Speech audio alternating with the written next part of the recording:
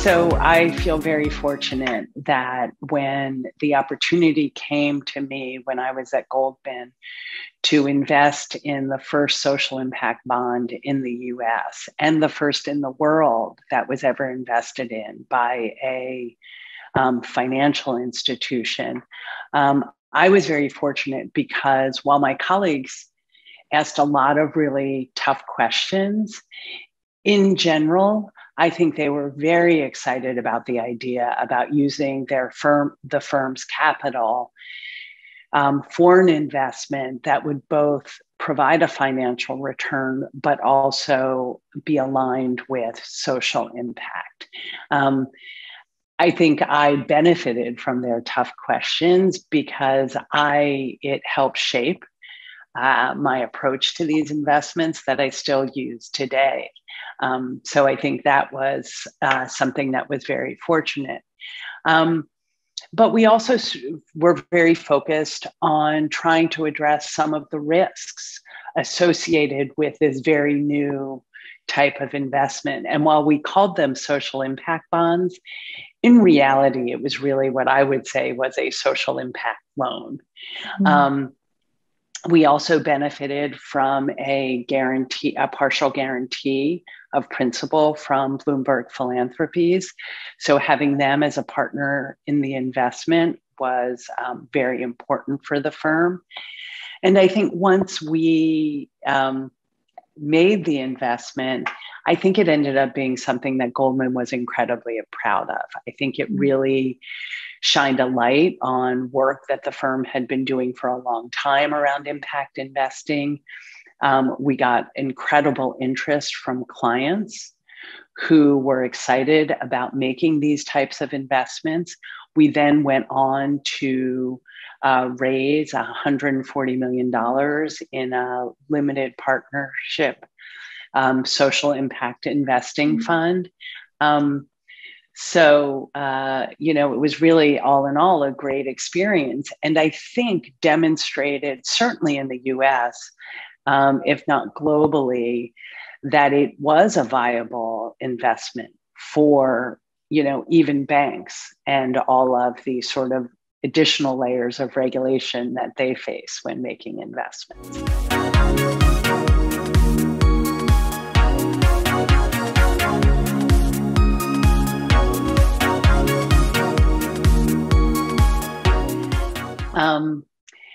It was wonderful to have Bloomberg Philanthropies as a partner in the project. I think what got them interested in providing that guarantee was sort of twofold, and in some sense, not that different from what Goldman was trying to achieve.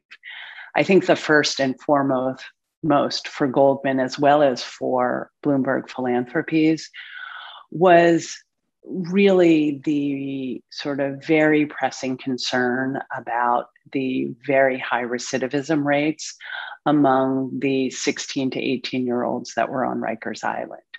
So New York is one of the few places in the country that at that time incarcerated young people in an adult jail. The recidivism rates when we launched the project were 50% within 1 year. And so I think for both Goldman and Bloomberg, the opportunity to try and work with the city and some really outstanding nonprofits to move the needle on that level of recidivism was really the driving motivation.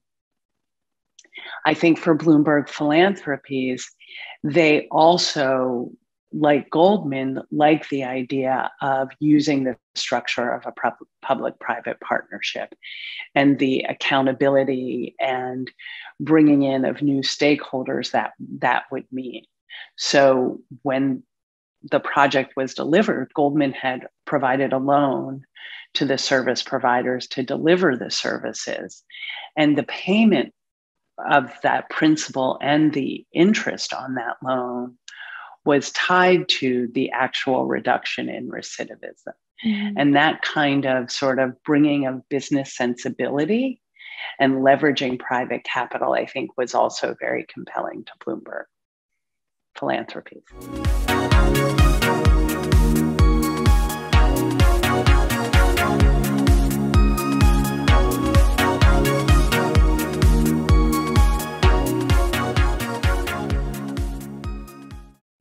So as you point out, it was very disappointing that after 3 years of delivering, I think, very high quality services to the young people on Rikers Island, that unfortunately, there was not the expected decrease in recidivism, which for all of the partners was incredibly disappointing. The reason that we think about the structure and the financing mechanism as a success is that that part of the structure really did work, right? The project was launched. There was an agreed upon set of metrics. The services were delivered with fidelity in a high quality way. We looked at the data this was actually not the fully intended end of the project, but at the near end of the project, it didn't show the results. Therefore, we moved to wind down the program. And we made sure to do it in the way that people weren't laid off without a transition period for the workers, and made sure that the young people on Rikers Island didn't lose this supportive service sort of overnight. And I think we were all very proud of coming together and figuring out that wind down, and Goldman funded it as part of our loan and investment. What was successful was that we decided on the data, we used the data, and made a decision to shut down the program based on that data. One of the things that happens very rarely with government-funded programs is that they do that. Oftentimes there may be goals, but they're not tracked, or they're not tied to data. And certainly oftentimes they're not tied to funding. And what that means is that programs that may or may not be working are often funded in perpetuity.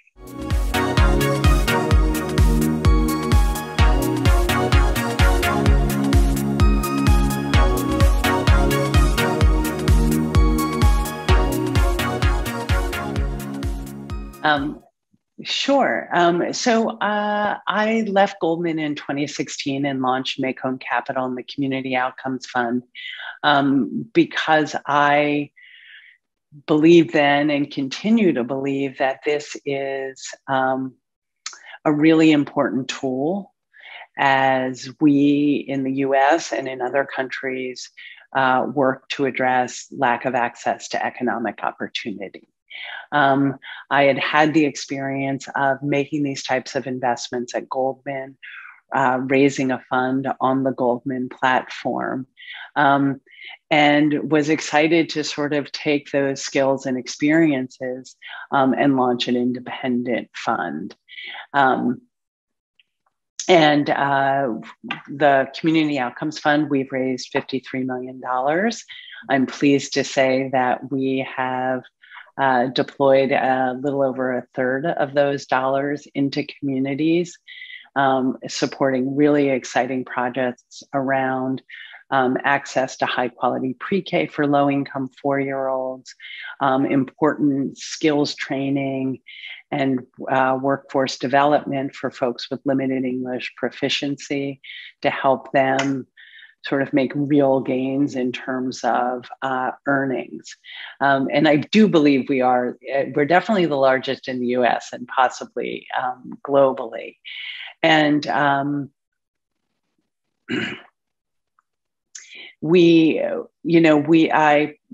launched the Make Home Capital platform with my partner, Liz Luckett, who runs an impact venture fund. And I think we bring to this platform really a shared ethos around having very intentional focus on impact, particularly on low-income communities, and around broad access to economic opportunity.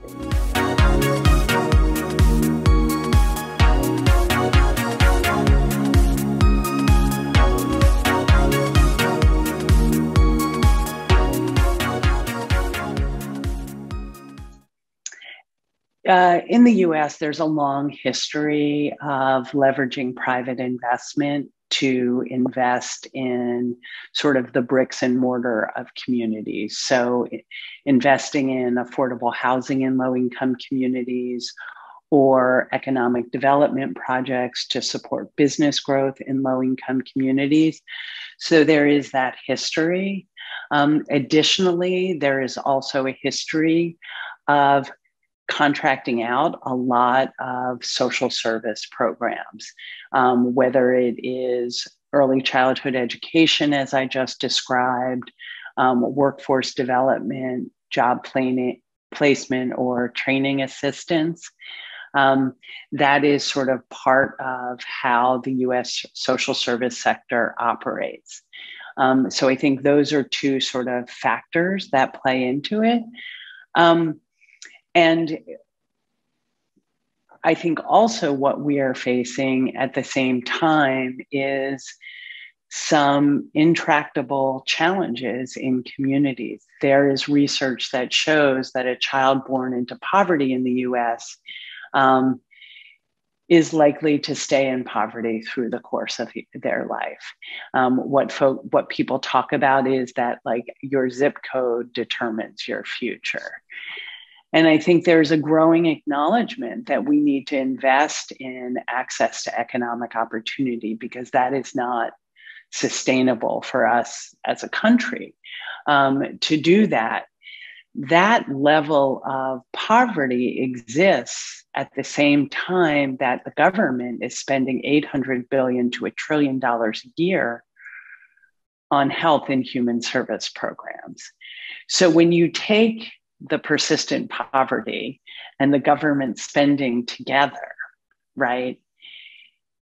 Outcomes financing, social impact bonds, or pay for success, whatever you want to call them, is a compelling tool to try and solve those challenges. What I often say is the underlying theory behind outcomes financing is work smarter, not harder. That what we are doing is saying, we're not saying spend more, but really make sure the dollars you are spending are aligning with the outcomes that you're looking for. So that's my sense, is that I really believe it's an idea that time has come.